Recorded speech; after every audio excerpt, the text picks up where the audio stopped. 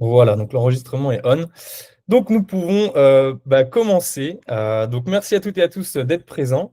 Donc aujourd'hui, webinaire sur le programme The Future of Active Health. Donc l'agenda du jour. Donc on va avoir une introduction par Olivier Dauchot, donc qui est chercheur à l'ESPCI, donc qui fait partie de PSL et qui dirige le laboratoire Gulliver et qui est responsable du groupe de travail donc partage des savoirs, donc, qui est avec nous aujourd'hui.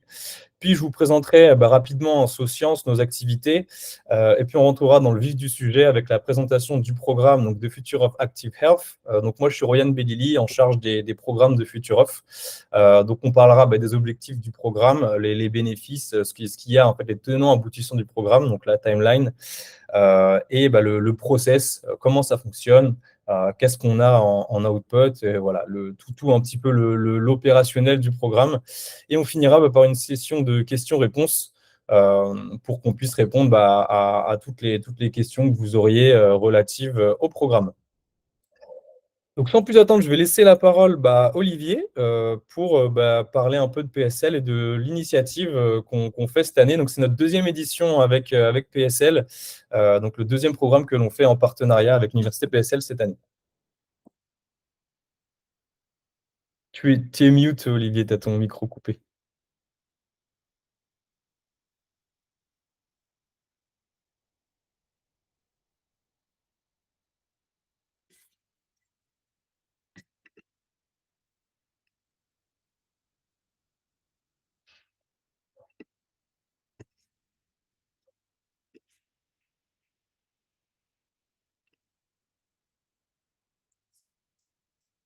Normalement, en bas à gauche, il y a le petit micro.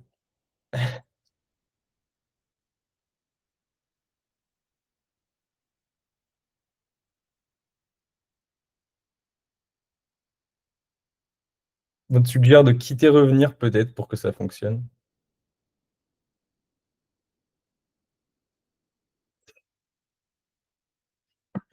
Ouais, des fois, on a des petits soucis techniques sur le son. Désolé pour ça, on va essayer de pallier ça du mieux qu'on peut. Et ça devrait fonctionner. C'est bon, Ça a l'air d'être bon. très bien. Alors, ok, très bien.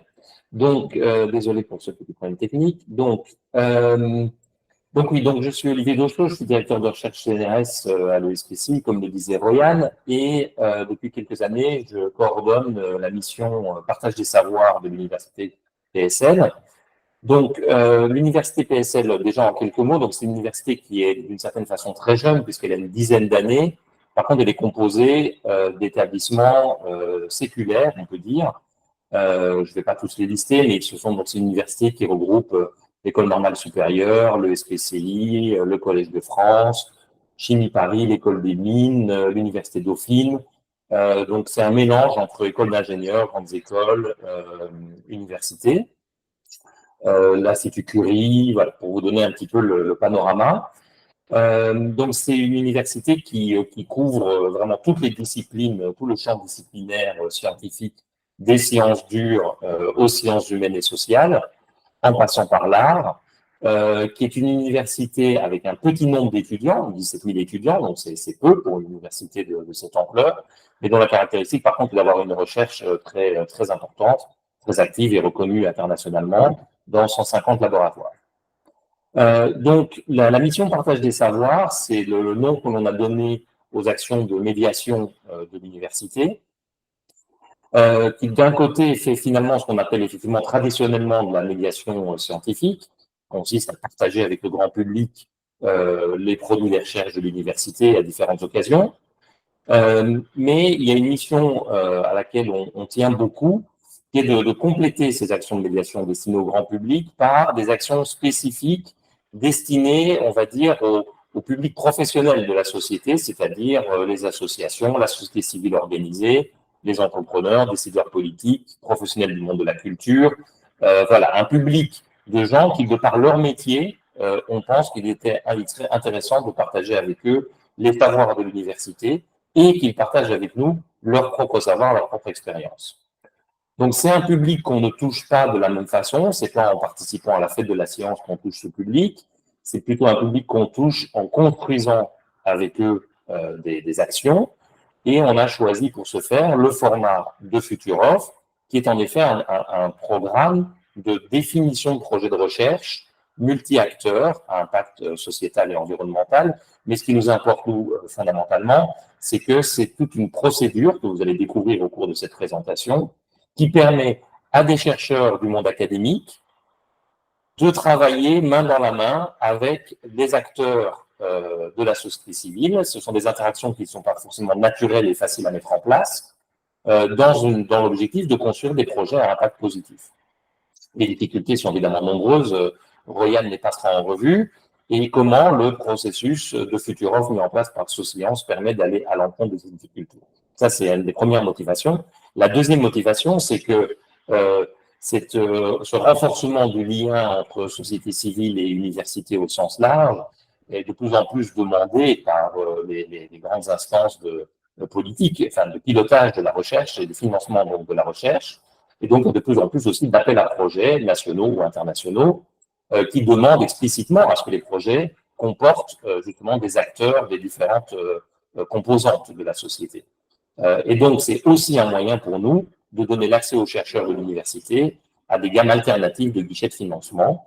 Donc, ce sont deux motivations fortes, l'une un peu pragmatique et l'autre un petit peu plus fondamentale, qui nous ont amenés à choisir les programmes de FutureOff portés par Socience pour mener cette partie-là de nos actions de partage des savoirs.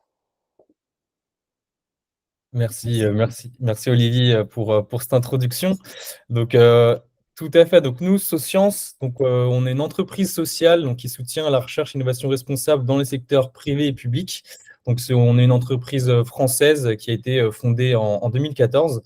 Et dans le cadre de nos activités, nous avons développé un programme d'open innovation intitulé The FutureOff, qui est notre 17e édition du programme à ce jour avec PSL. Et pourquoi avoir développé en fait ce format The FutureOff? On s'est rendu compte que les défis d'aujourd'hui sont assez complexes, systémiques, qui nécessitent plus de collaboration entre les acteurs de différents secteurs. Et évidemment, cette urgence d'innover au service de la transition, donc les crises systémiques obligent les organisations, les entreprises, mais également les acteurs de tout type à accélérer leurs projets de transition. C'est pas toujours simple de trouver les bons partenaires pour innover dans le bon sens. On a besoin d'impliquer de nouveaux acteurs dans des processus d'innovation pour balayer l'ensemble des spectres d'innovation souhaitables pour le futur. Mais une fois qu'on a réuni toutes ces personnes autour de la table, il existe des difficultés pour collaborer, pour discuter avec des partenaires de nature différente. Et on s'est rendu compte qu'il y avait un manque de méthodes, d'outils pour gérer ces projets multi-acteurs innovants et collaboratifs. Donc, c'est pourquoi, en fait, Socience a mis au point la méthode The FutureOff, le programme de FutureOff que je vais vous détailler un peu plus tard. Et c'est notamment pour essayer de répondre à ces différentes problématiques, ces différents, je dirais, obstacles à l'innovation collaborative.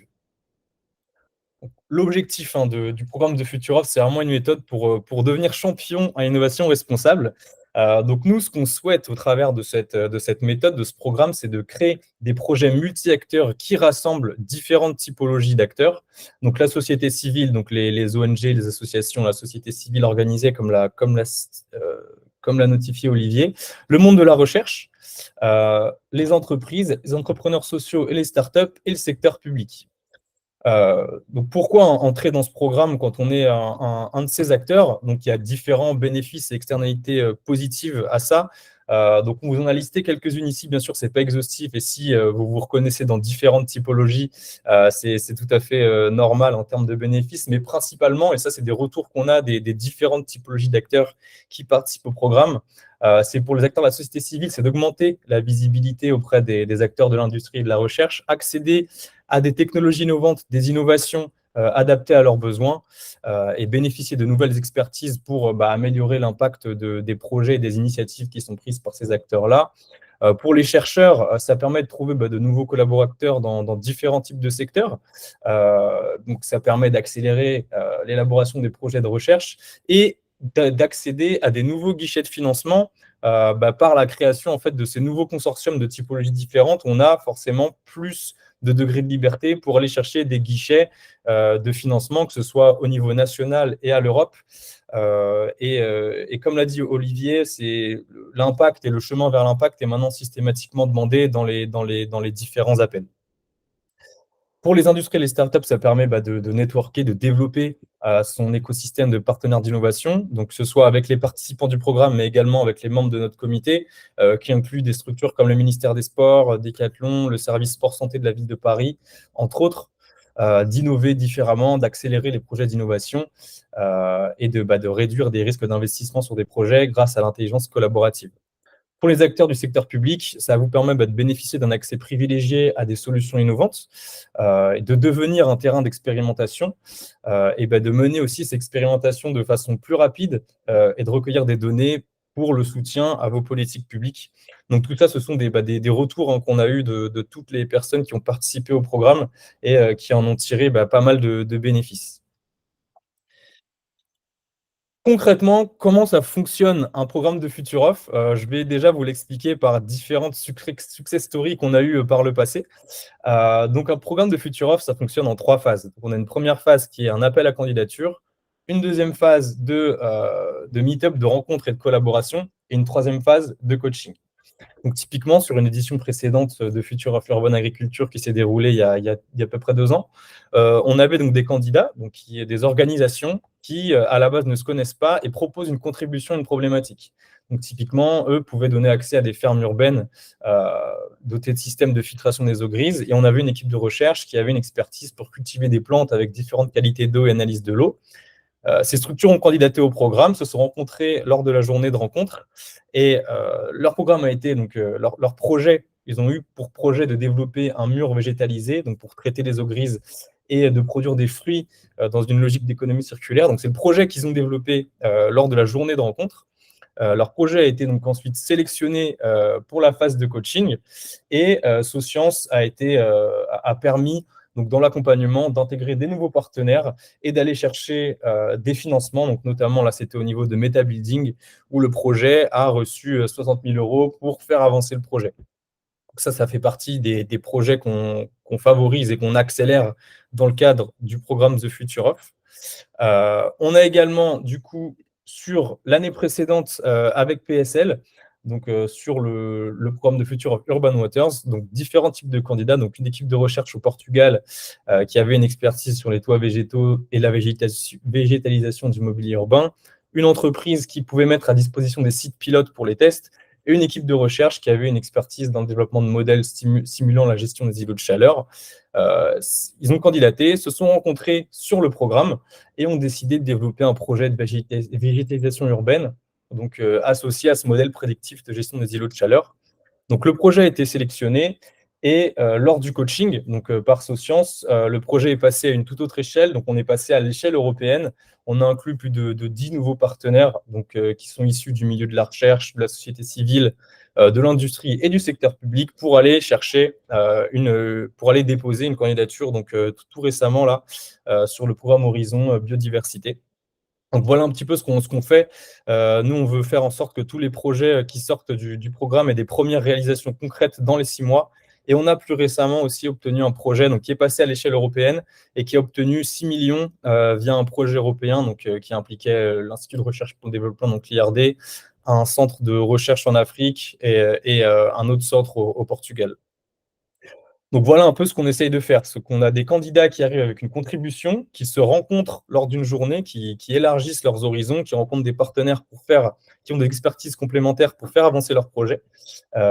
Et on crée des projets collaboratifs qui vont avoir des premières réalisations dans les 6 mois. Ça peut être des dépôts de financement, ça peut être du prototypage. Voilà, il y a plusieurs alternatives, c'est selon les TRL, les taux d'avancement des projets. Aujourd'hui, on est là pour parler du futur, de Future of Active Health, donc avec l'université PSL. Donc c'est notre deuxième programme que l'on fait avec PSL sur donc cette année le thème Active Health. La question qu'on se pose cette année, donc le défi que nous voulons que vous nous aidiez à relever, c'est comment favoriser une activité physique pérenne dans l'ensemble des lieux de vie et d'activité grâce à des dispositifs inclusifs et personnalisés. Donc cette question, c'est le porte-étendard du programme, mais évidemment, ça soulève en dessous plein de sous-questions, de sous-thèmes à adresser et adressables via vos différentes contributions.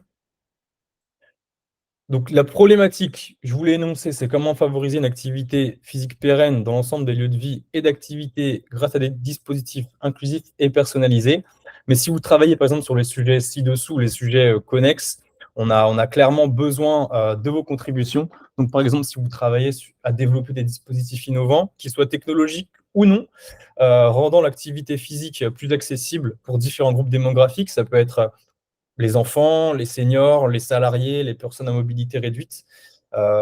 Évidemment aussi, si vous travaillez sur l'aménagement des lieux de vie et d'activité, à la maison, au bureau, donc pour encourager l'activité physique régulière, ça peut passer par plein d'exemples, hein, même, je ne sais pas, euh, trouver des douches aux alentours des lieux de travail pour permettre aux salariés de se doucher après une activité physique qui pourrait les encourager.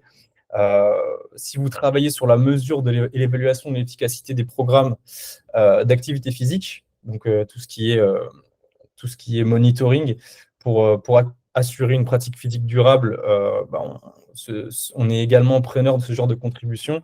Et aussi, si vous travaillez sur l'intégration de nouvelles technologies, la réalité virtuelle, la gamification dans les programmes d'activité physique, ou vraiment tout sujet apparenté ou terrain d'expérimentation pouvant favoriser la mise en mouvement et faire bouger les gens de façon personnalisée.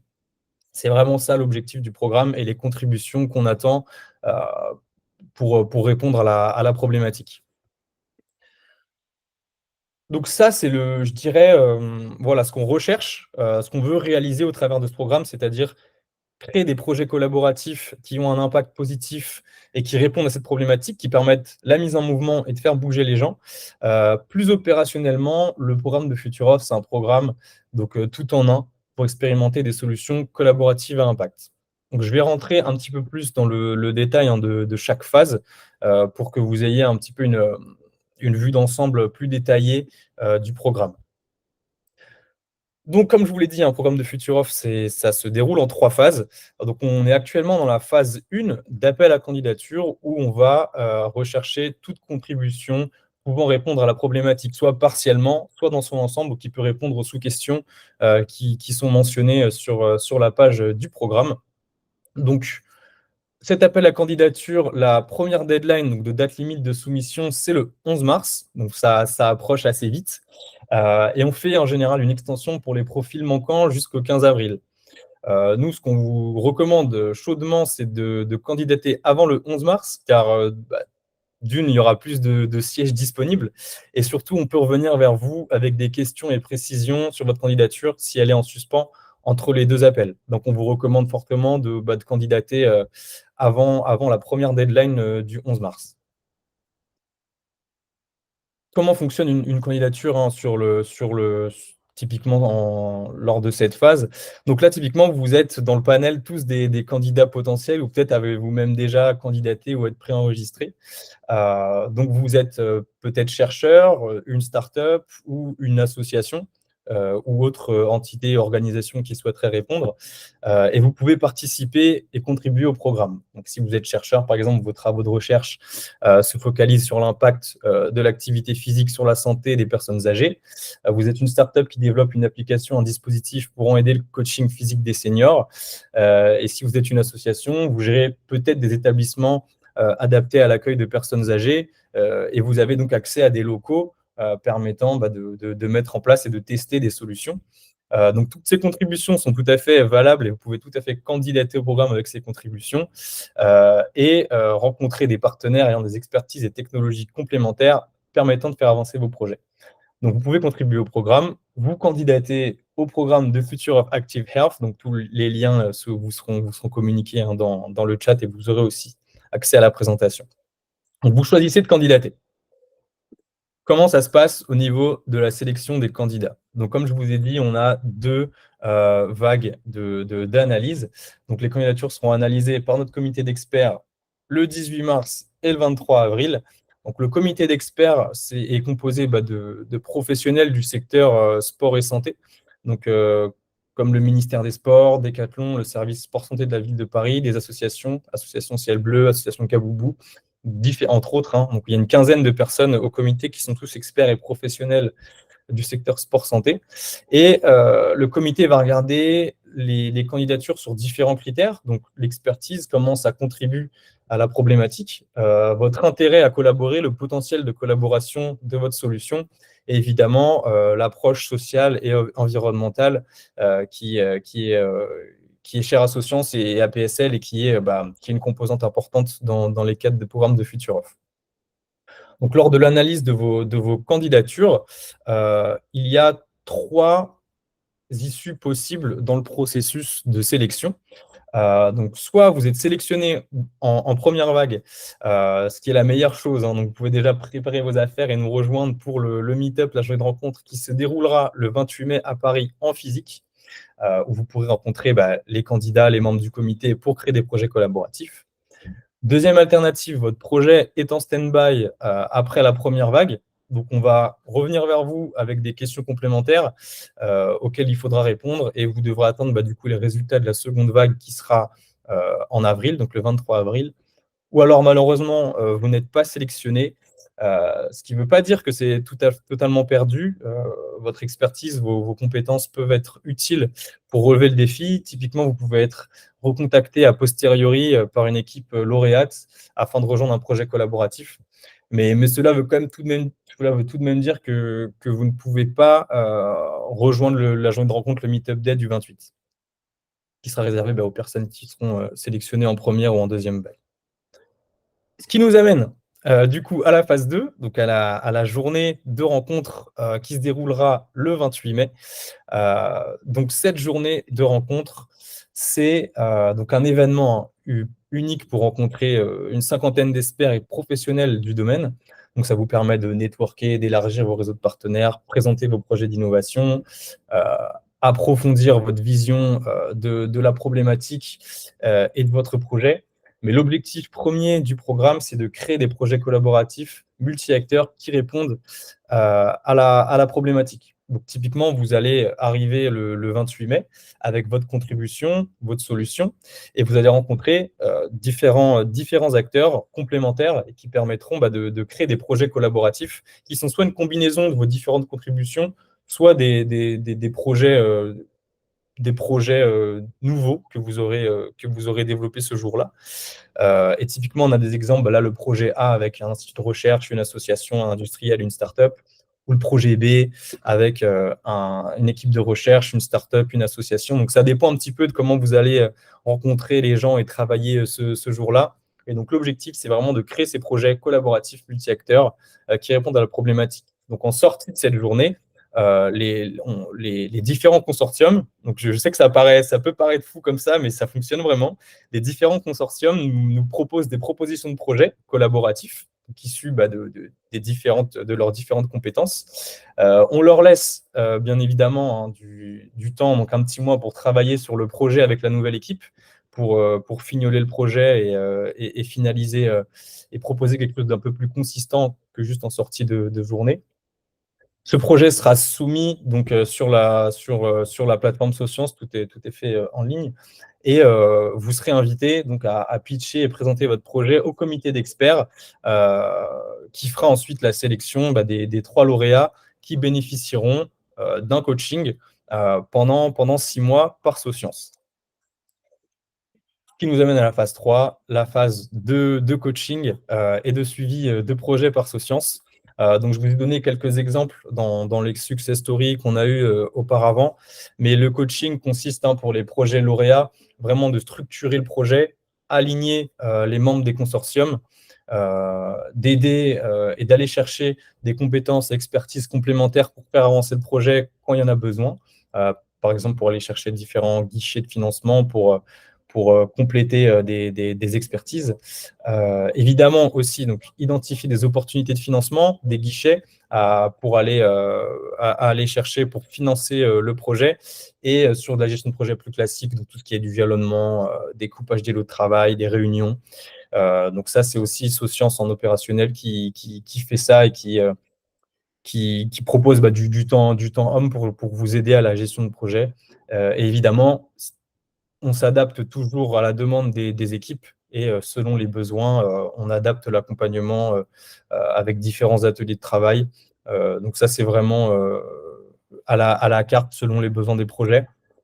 Toujours garder en tête que l'idée de ce programme, c'est d'avoir des premières réalisations dans les 6 mois. Donc, on essaye toujours d'aller chercher des financements et d'aller demander des fonds, que ce soit au niveau national ou au niveau européen. Maintenant que je vous ai présenté un petit peu le programme, donc les 3 phases, vous n'avez, j'imagine, qu'une envie, c'est de candidater. Donc, comment candidater au programme? Donc, c'est très simple, tout se fait en ligne, donc sur le lien du programme de Future of Active Health, donc, qui vous sera mis dans le chat et que vous aurez également par mail avec le support de Slide. Donc, pour vous connecter, vous créez votre compte sur la plateforme Socience et vous vous rendez sur la page du programme. Et il y a un bouton, donc vous pouvez vous inscrire en cliquant sur le bouton Rejoindre le programme, ce qui va vous permettre d'avoir une candidature que vous pouvez retrouver à tout moment dans la rubrique My Applications. Une fois que vous allez dans la rubrique My Applications, vous devez compléter vos informations personnelles et votre profil, donc ce qui prend très peu de temps. Et ensuite, donc en étape 4, de compléter votre formulaire de candidature qui prend environ 1 heure. Le formulaire de candidature, c'est le document clé pour votre candidature. Ça vous donne l'opportunité de décrire votre projet, de mettre en lumière le caractère innovant, les impacts attendus de votre contribution, comment vous pouvez contribuer à la problématique et vos besoins en expertise complémentaire. Donc, une fois que vous avez rempli votre formulaire de candidature, n'oubliez pas de soumettre votre candidature en cliquant sur Submit Your Application avant le 11 mars 2024. Je rappelle juste, voilà, pour le 11 mars, c'est mieux de candidater avant le 11, car il y a plus de sièges dispo et on peut revenir avec des questions et des précisions sur votre candidature si votre candidature est en suspens entre les 2 vagues. On fait après une extension pour les profils complémentaires jusqu'au 15 avril. Mais donc voilà un petit peu comment candidater. C'est très simple. Tout se fait en ligne sur la plateforme Socience. Et puis on a hâte de voir un petit peu quelles contributions peuvent arriver sur le programme. On commence à en recevoir pas mal. Donc voilà, on a hâte de vous retrouver sur le programme. Au niveau de la timeline, je vous fais un petit rappel, vous aurez la timeline affichée sur la page programme et vous aurez accès à cette présentation. Donc, première échéance le 11 mars, ensuite le 15 avril, bon, c'est où la liste des candidats sélectionnés pour le Meetup Day sera finalisée. La journée de rencontre le 28 mai. On vous laisse 1 mois pour travailler sur vos projets jusque fin juin. Donc, on fera la sélection des 3 projets lauréats en juin et on lancera l'accompagnement dans la foulée, donc le coaching pour vos projets. Voilà pour moi. Je pense que j'ai assez parlé, j'ai assez décrit le programme dans son ensemble. Je vous laisse maintenant la parole pour la session de questions-réponses. Et n'hésitez pas à lever la main ou poser vos questions. Nous serons ravis de vous y répondre. Alors, Nathalie. Alors, au niveau du budget, donc il n'y a pas de budget directement alloué au projet en sortie de programme. Et c'est tout l'intérêt en fait de l'accompagnement Socience d'aller chercher ces guichets de financement et des financements pour faire avancer les projets. Et à date, dans tous les projets qu'on a accompagnés, que ce soit avec PSL ou avec d'autres structures, on arrive toujours à trouver des fonds ou alors à minima à aller chercher des dossiers qui nous servent qui servent à apply pour d'autres guichets.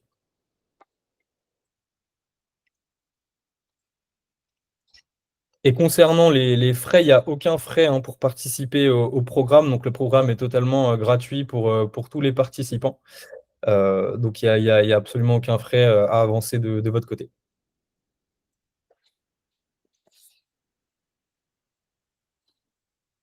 Du coup, je réponds, Samuel, à votre question. Donc, ça coûte, c'est gratuit pour les participants, donc aucun frais. Donc le lieu de journée de rencontre du programme, ce sera à Paris. Donc, ce sera normalement à Paris Santé Campus.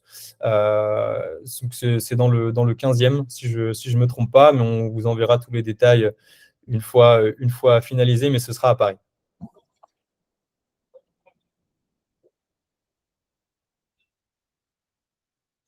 N'hésitez pas à poser toutes vos questions.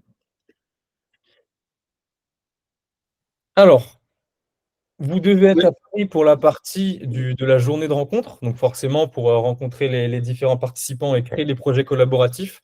Après, pour tout ce qui est collaboration et finalisation du projet, donc le mois qui suit entre la journée de rencontre et la journée de sélection des lauréats, tout peut se faire en ligne. Et le pitch, la session de présentation des projets se fait aussi en ligne. J'espère avoir répondu à votre question, Morgane.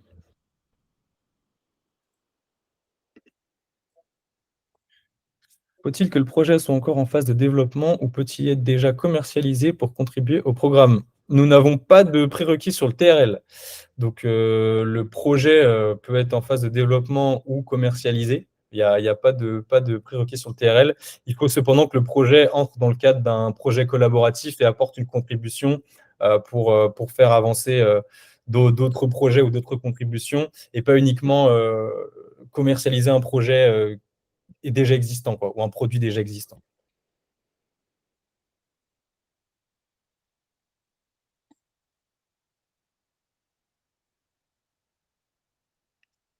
N'hésitez pas à poser vos questions à l'oral si vous voulez également, hein. Si vous préférez le chat, il n'y a pas de souci.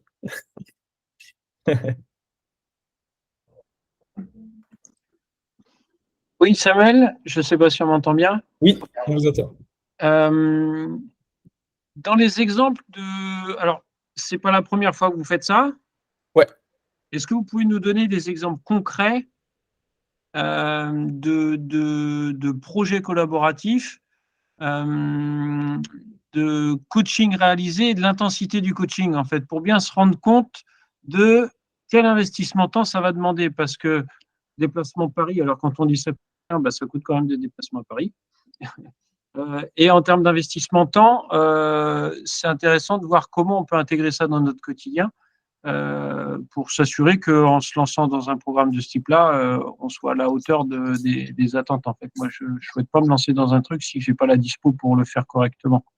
Oui, bien sûr. Alors, pour le déplacement, les frais de déplacement sont également couverts. Hein. Frais de déplacement, hébergement sont couverts.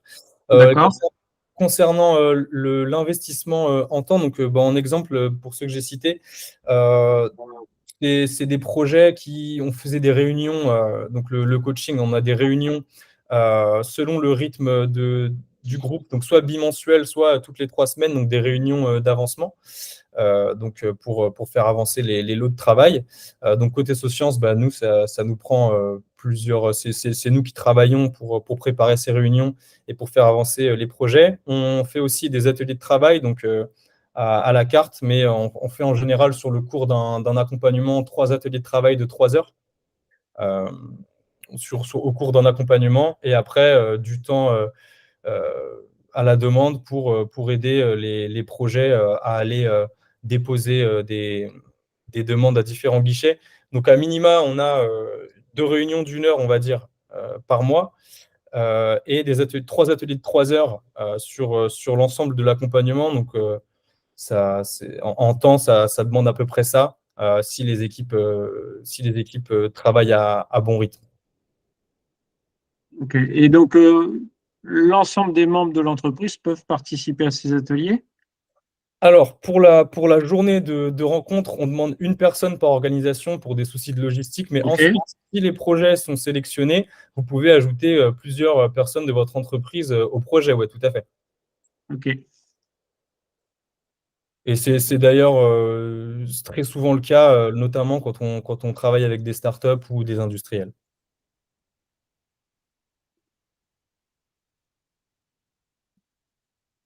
Mais en termes d'investissement en temps, voilà, c'est ce que je vous ai énoncé. Après, ça dépend du temps que vous avez à mettre dans le projet.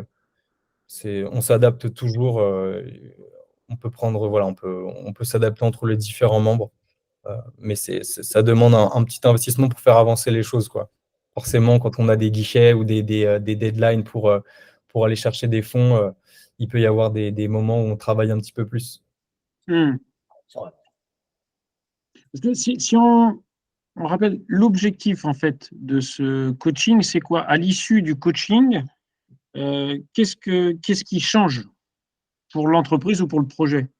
Alors, à l'issue du coaching, nous, on s'engage à avoir des premières réalisations au cours des 6 mois. C'est-à-dire que les projets qu'on va sélectionner, on s'engage à ce qu'ils aient au moins déposé des dossiers de financement pour différents guichets, que ce soit à l'échelle nationale ou au niveau européen. Et selon les projets, ça peut changer beaucoup de choses.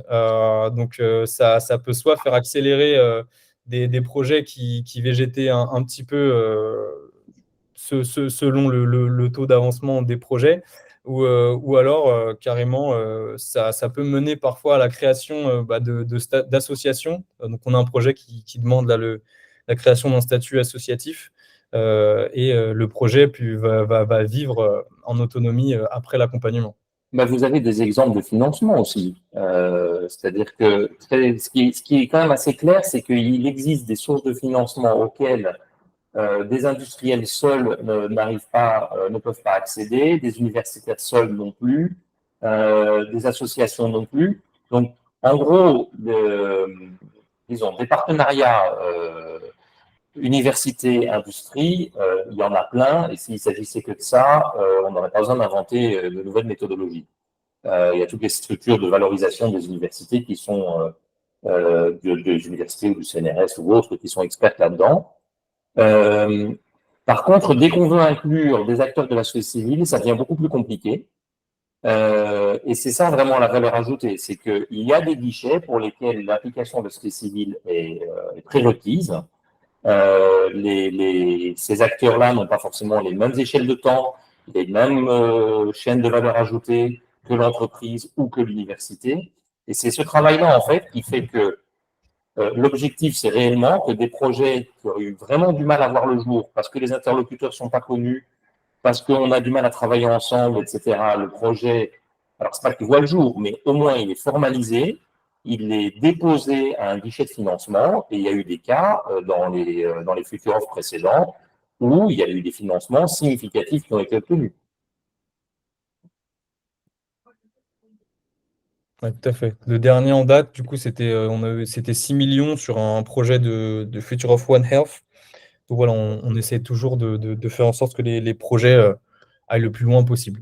Tous les projets ne gagnent pas 6 millions, mais certains, c'est que certains, oui, et puis donc après, il y a des financements plus classiques, du type ANR, quelques centaines de milliers d'euros, des plus petits financements, ou alors on peut aussi donner l'exemple de terrains qui sont proposés. Donc, par exemple, dans le Future of Urban Waters, la Seine-Saint-Denis a offert un terrain d'expérimentation, ce qui peut être une valeur unique pour un projet, c'est-à-dire obtenir d'une ville qu'elle offre un terrain d'expérimentation alors là, en l'occurrence, c'est un projet éducatif et artistique, ça peut être très difficile. Et donc, obtenir ça parce que c'est appuyé par une université, appuyé par tout un processus, ben, c'est une véritable accélération du projet.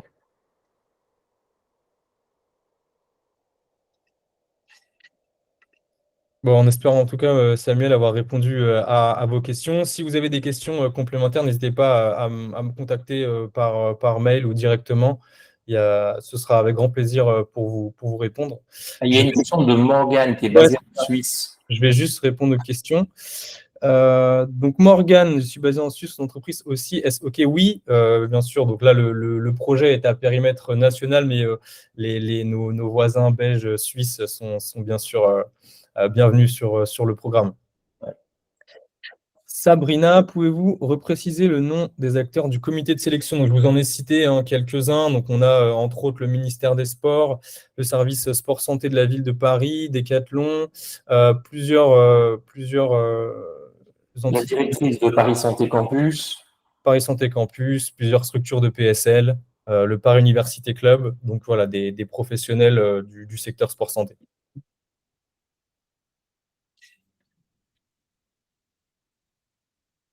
N'hésitez pas à poser vos questions, que ce soit à l'oral. On vous demandera juste de cliquer sur la main pour poser vos questions ou dans le chat. Oui, Colette.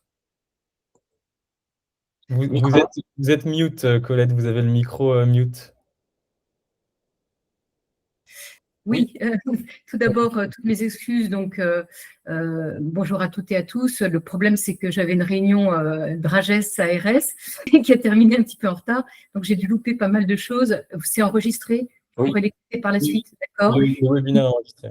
Des coordonnées, Oriane, éventuellement, pour que je puisse, voilà. Je vais vous mettre ça, puis je vous enverrai le support de slide à toutes et à tous les inscrits.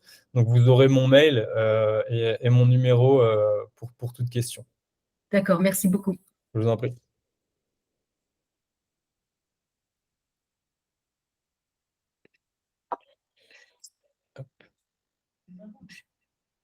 Est-ce qu'il y a d'autres questions? Oui, Claire. On vous écoute. Vous êtes juste mute.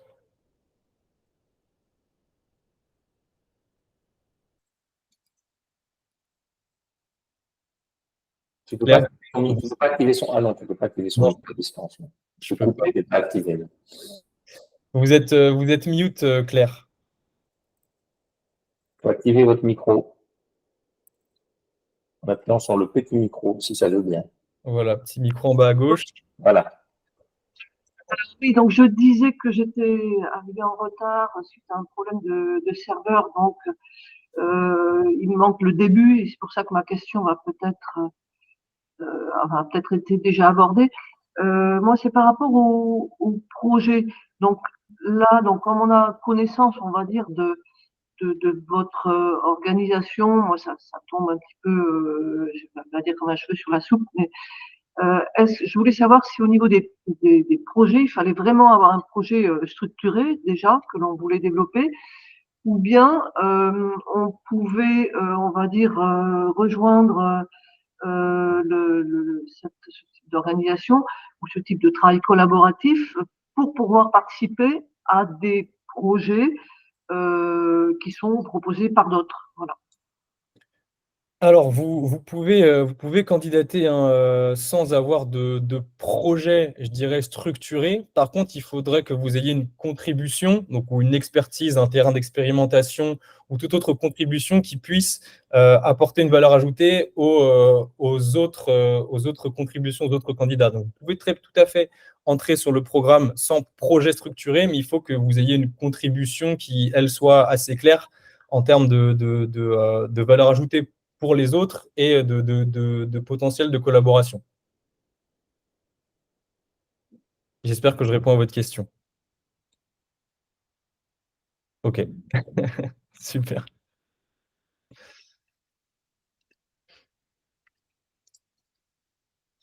N'hésitez pas à poser des questions.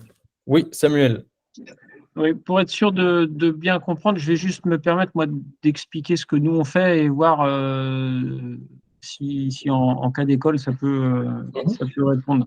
Donc, on est fabricant français à Nantes d'un véhicule à pédale à assistance électrique pour emmener les enfants à l'école. Ça s'appelle le Woodybus. Et à ce titre, on travaille sur des logiques d'économie de la fonctionnalité, d'économie de la coopération, où là, on travaille notre modèle économique pour être sur un format locatif plutôt que vente, pour faire en sorte que derrière, on puisse recycler les véhicules à l'issue de leur premier cycle d'utilisation. Donc, est-ce que, par exemple, l'économie de la fonctionnalité peut rentrer dans le cadre d'un projet de ce type-là? De la même manière qu'on a une réflexion d'économie de la coopération sur la création d'un réseau de partenaires pour l'entretien de ces véhicules. Donc, en fait, j'ai tellement de sujets que j'ai du mal à identifier ceux qui peuvent répondre le mieux. Alors, The Future of Active Health, pour nous, le fait de mettre des enfants à pédaler pour aller à l'école, on est sur un premier acte de santé où ils commencent à redécouvrir la mobilité. Donc, on est sur des mobilités collaboratives, décarbonées, heureuses. Voilà, je ne sais pas ce qu'on peut. Enfin, voilà. Comment fonctionner dans le cadre de votre proposition? Ça fait complètement sens. Vous avez disons, une expérience, une expertise, une réflexion en cours. Donc, vous êtes tout à fait à même d'apporter aux autres acteurs, imaginons que d'autres acteurs, eux, sont en train de résoudre justement une problématique similaire dans une autre région de France ou couplée à d'autres problématiques. Votre expertise joue un rôle, je pense que le risque, ce serait d'arriver en disant nous avons des vélos à vendre. Ça, évidemment, c'est pas la bonne approche. Par contre, nous avons une expertise à apporter, on peut partager sur l'expérience qu'on a eue, tous les projets de transport alternatif et de remise en mouvement sont pertinents. Donc, je pense que vous avez clairement une pertinence dans le programme. C'est derrière ce qui va se jouer, c'est l'attitude constructive et collaborative que vous allez avoir avec les autres participants. Si votre discours se résume à « j'ai des vélos à vendre », ça ne marchera pas. Mais je pense que j'entends que vous êtes plus intelligent que ça. Ça va au-delà, en fait. Nous, on est vraiment sur comment créer un nouveau modèle économique. L'objectif du véhicule, c'est. Alors, on en vend déjà, hein, on en a vendu 20 l'année dernière, on en a 10 en vendre. Donc, le sujet, c'est pas le sujet commercial, c'est comment on accompagne ces mutations sociales et sociétales sur le rapport à la mobilité en se disant, plutôt que de réfléchir tous à faire des centrales nucléaires, comment on met en mouvement nos jambes comme première source d'énergie de notre mobilité.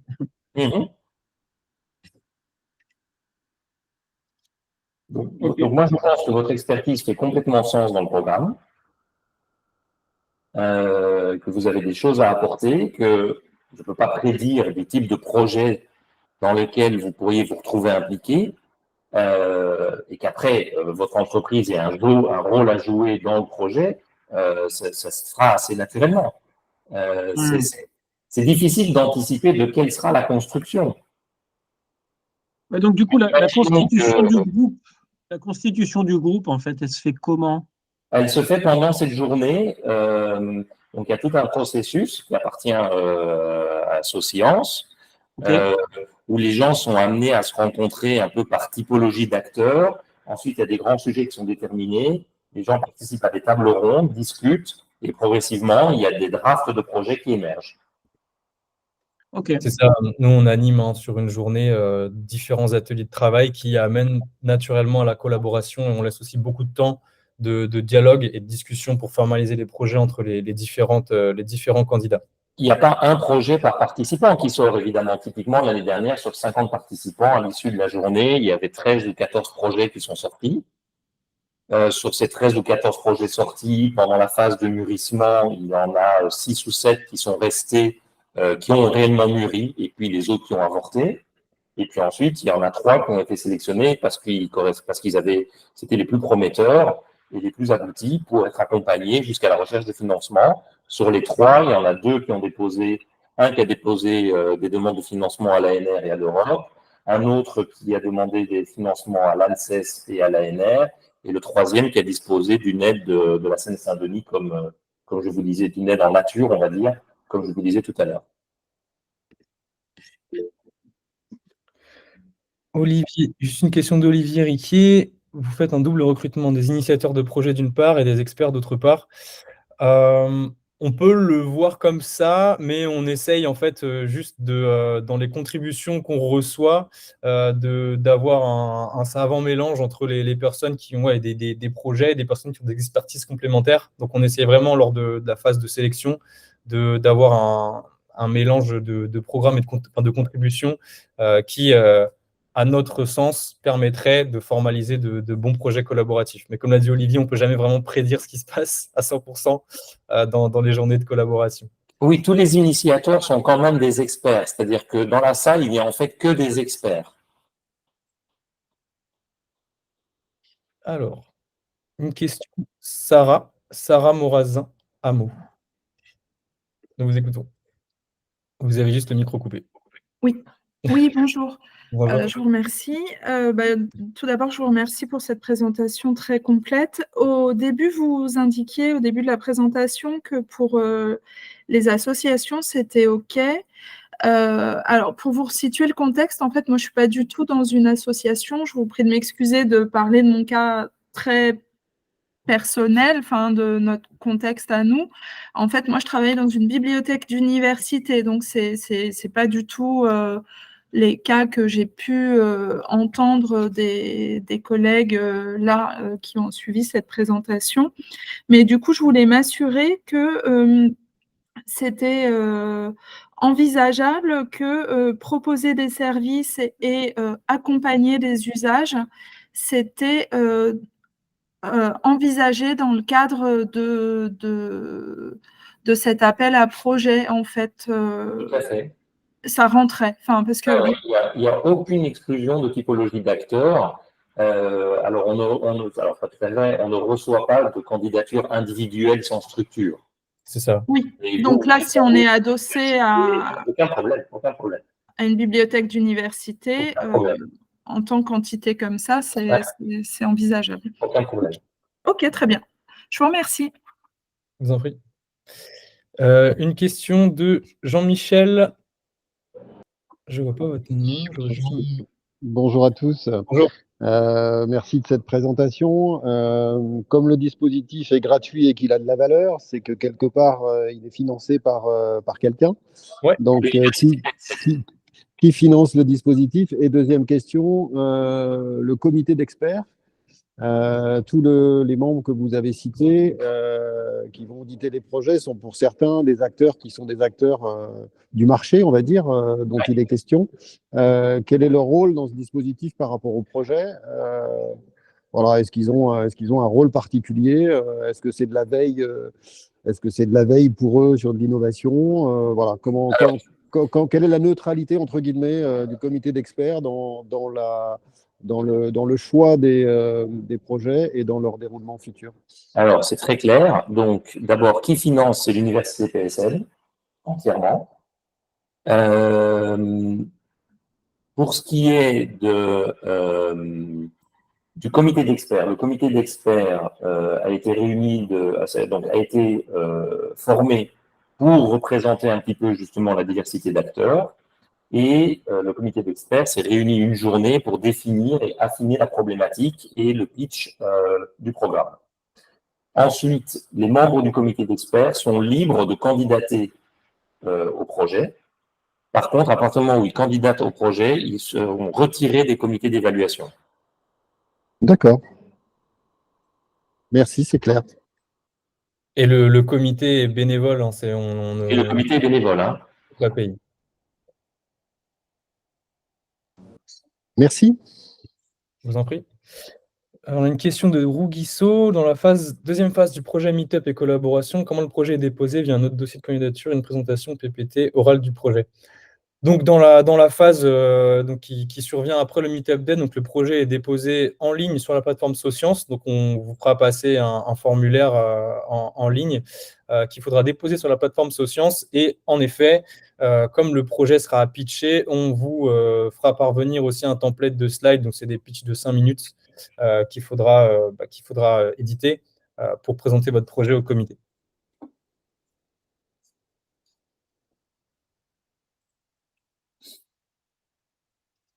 On peut peut-être prendre une dernière question. Je vois que l'heure file. Jean-Michel, vous avez une... Ah non, vous avez la main, c'est plus levé. S'il reste des questions qui vous reviennent à l'esprit, hein, vous n'hésitez pas à écrire à l'adresse mail qui vous a communiqué le lien du webinaire et on répond par écrit aussi. Hein. Bien sûr. Par écrit, je vous passerai mes coordonnées que vous aurez hein, également dans la présentation. Donc, vous avez mes coordonnées ici. Et je vous enverrai le support après cette session. Eh bien, écoutez, je vous remercie toutes et tous d'avoir assisté au webinaire. J'espère que ça a pu clarifier le programme et vous a donné envie de participer. On a hâte de vous retrouver sur le programme et puis on vous souhaite une très bonne journée. Nous vous enverrons les slides et le webinaire sera disponible également en replay sur la chaîne Socience. Voilà. Bonne journée à tous et à toutes et à très bientôt. Merci à tous. Merci. Merci. Merci Royal. Je vous en prie, merci Olivier, merci pour ces présentations et ces précisions.